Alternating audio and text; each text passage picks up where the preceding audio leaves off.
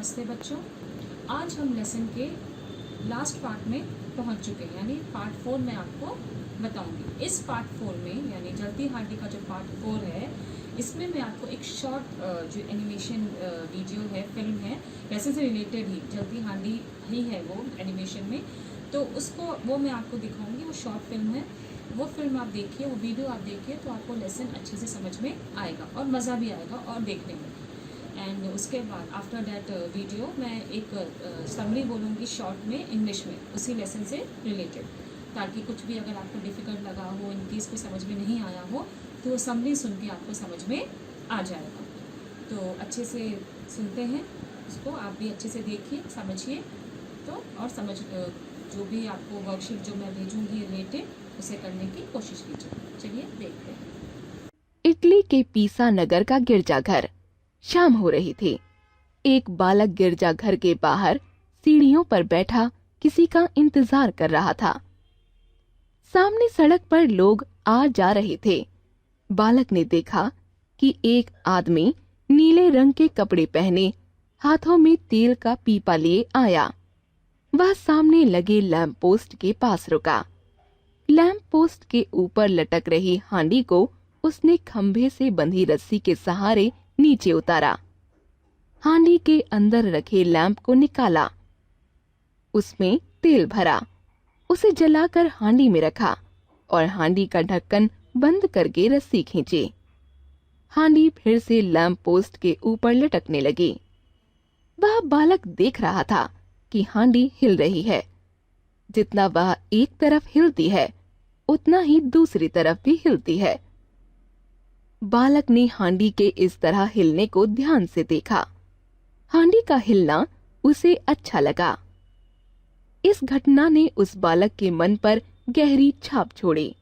उस बालक का नाम था गैलीलियो गैलीले। गैलीलियो का जन्म पीसा नगर में 15 फरवरी 1564 को हुआ था। गैलीलियो की आरंभिक शिक्षा फ्लोरेंस नगर में हुई। जब गैलीलियो कुछ बड़ा हुआ तो उसके पिता ने गरीबी के कारण उसकी पढ़ाई रोक दी। किशोर गैलीलियो को पिता के साथ काम में हाथ बटाना पड़ा। एक दिन उसे बचपन में देखी लैंप हिलने वाली घटना की याद आई। उसने सोचा कि लैंप की हांडी के उस तरह हिलने का कोई न कोई वैज्ञानिक कारण जरूर होगा। उस कारण को तलाशते हुए गैलीलियो ने एक नई खोज की। इससे गैलीलियो को पूरे इटली में बड़ी ख्याति मिली। अपनी इस खोज में गैलीलियो ने 2 बातें सिद्ध की थीं। पहली यह कि यदि घड़ी में कोई चीज लटकाई जाए, पेंडुलम, तो वह भी इसी तरह घड़ी की टिक टिक के साथ हिलती रहेगी। जब पेंडुलम की गति धीमी होने लगे तो समझ लो वह रुकने वाला है। उसके रुकने का अर्थ है कि घड़ी में चाबी खत्म हो गई है, उसमें फिर से चाबी भरनी है। दूसरी बात यह सिद्ध की कि घड़ी की टिक टिक और नाड़ी की गति एक समान होती है। यह कोई भी हाथ से नाड़ी की गति को गिनकर घड़ी से मिलाकर जान सकता है। यदि किसी के शरीर की नाड़ी की गति घड़ी की टिक टिक की गति से कम या ज्यादा है तो उसे अस्वस्थ समझा जाए। नाड़ी की गति का तेज होना या कम होना दोनों ही शरीर के लिए घातक माने जाते हैं। मानव शरीर की चिकित्सा के संदर्भ में गैलीलियो की यह खोज बड़ी महत्वपूर्ण और कल्याणकारी मानी गई। इससे शरीर का इलाज करने में सहायता मिली। बच्चों, अब मैं इसी स्टोरी का इंग्लिश में आपको समरी बताती हूँ।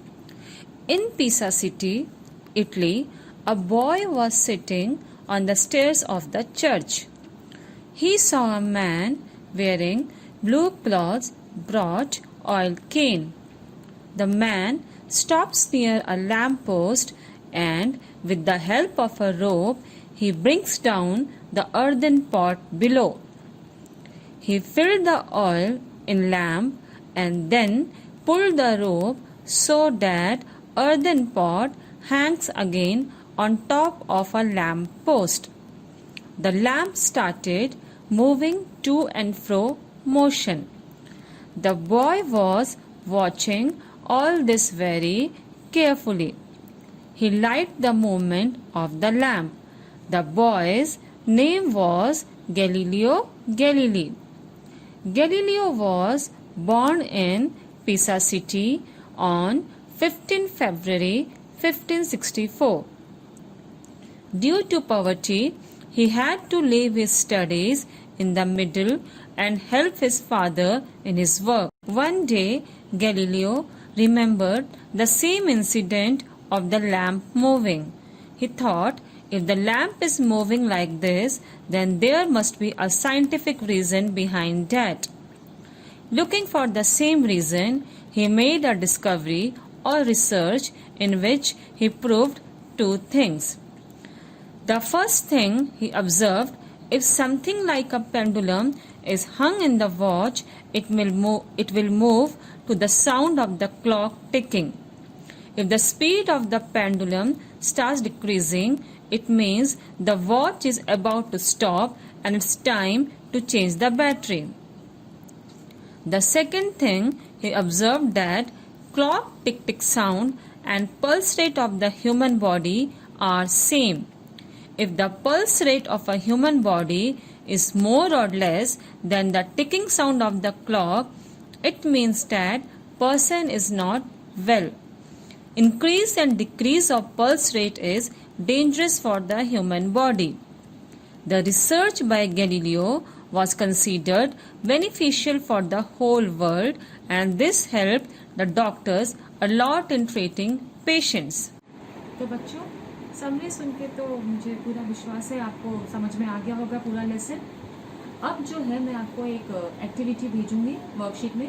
उस एक्टिविटी में आपको क्या करना है, किसी 5 साइंटिस्ट के नेम आपको फाइंड आउट करने हैं और उनका इन्वेंशन आपको लिखना है। आप जितनी क्रिएटिव तरीके से उसे लिख सकते हैं, बना सकते हैं, सब टू यू। आफ्टर डैट एक राइटिंग स्किल रहेगा। राइटिंग स्किल में पिक्चर कॉम्पोजिशन है, चित्र वर्णन है, जिसमें हेल्पिंग वर्ड्स दिए रहेंगे। उस पिक्चर को देख के आपको सेंटेंस फ्रेम करना है with the help of that helping words. ये दो ही आपका बस आज का वर्कशीट में जो वर्क है वो रहेगा। इसे आप करने की कोशिश कीजिएगा और लेसन को एक बार फिर से पूरा देखिए, समझिए। आई होप कि अब तो कोई प्रॉब्लम आपको नहीं आएगी। धन्यवाद, बाय।